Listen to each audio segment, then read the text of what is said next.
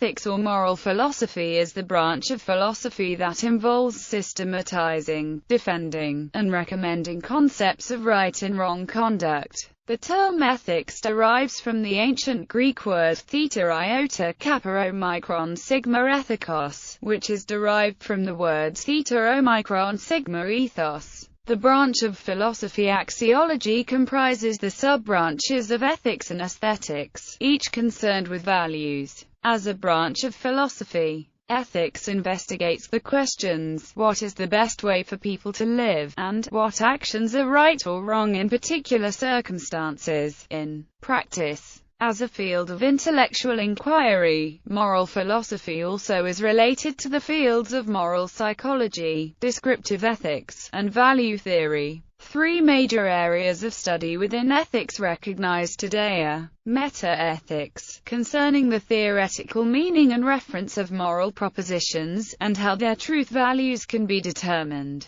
Normative ethics, concerning the practical means of determining a moral course of action. Applied ethics, concerning what a person is obligated to do in a specific situation or a particular domain of action. Defining ethics. Rushworth-Kidder states that standard definitions of ethics have typically included such phrases as the science of the ideal human character, or the science of moral duty. Richard William Paul and Linda Elder define ethics as a set of concepts and principles that guide us in determining what behavior helps or harms sentient creatures. The Cambridge Dictionary of Philosophy states that the word ethics is commonly used interchangeably with morality, and sometimes it is used more narrowly to mean the moral principles of a particular tradition, group or individual. Paul and Elder state that most people confuse ethics with behaving in accordance with social conventions, religious beliefs and the law, and don't treat ethics as a standalone concept.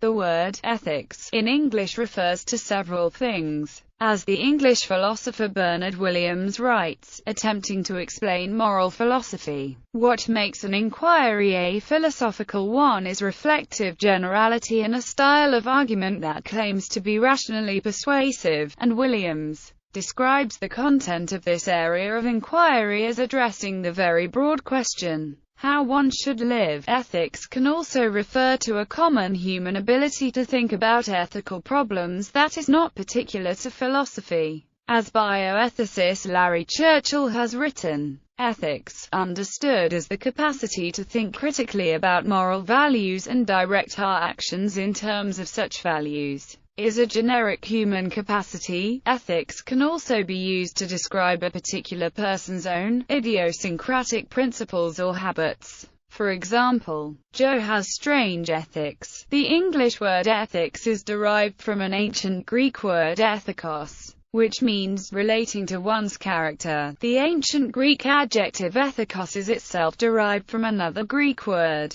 the noun ethos, meaning character, disposition. Metaethics. Metaethics asks how we understand, know about, and what we mean when we talk about what is right and what is wrong. An ethical question fixed on some particular practical question, such as, should I eat this particular piece of chocolate cake, cannot be a metaethical question. A metaethical question is abstract and relates to a wide range of more specific practical questions. For example, is it ever possible to have secure knowledge of what is right and wrong? Would be a metaethical question. Metaethics has always accompanied philosophical ethics. For example, Aristotle implies that less precise knowledge is possible in ethics than in other spheres of inquiry, and he regards ethical knowledge as depending upon habit and acculturation in a way that makes it distinctive from other kinds of knowledge. Metaethics is also important in G. Moore's Principia Ethica from 1903. In it he first wrote about what he called the naturalistic fallacy. Moore was seen to reject naturalism in ethics, in his open question argument.